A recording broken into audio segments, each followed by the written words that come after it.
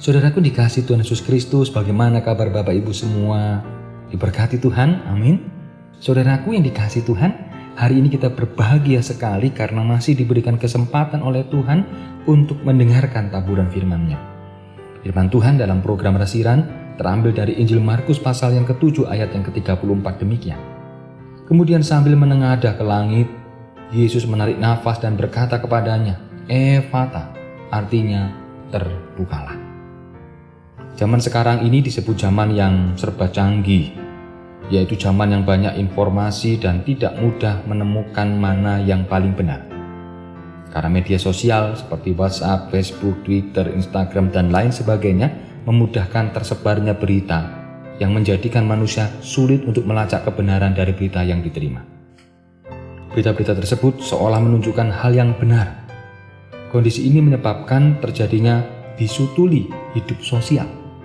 Sepertinya dapat berbicara dan mendengarkan, tetapi kenyataannya tidak mendengar dan berbicara tentang hal yang sebenarnya dihadapi.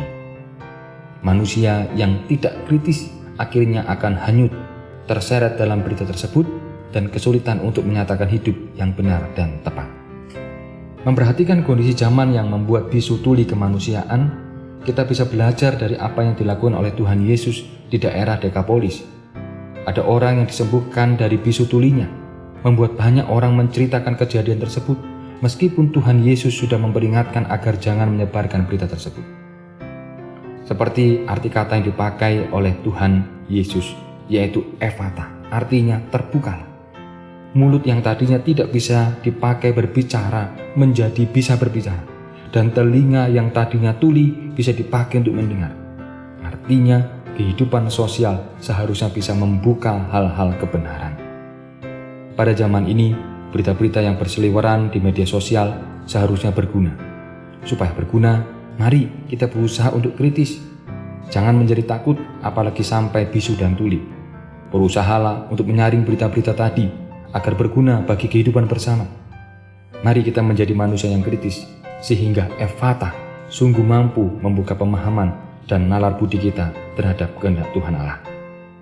Marilah, Bapak Saudaraku, kita mohon kekuatan daripada Tuhan agar hidup kita bisa terbuka menjadi berkat bagi sesama.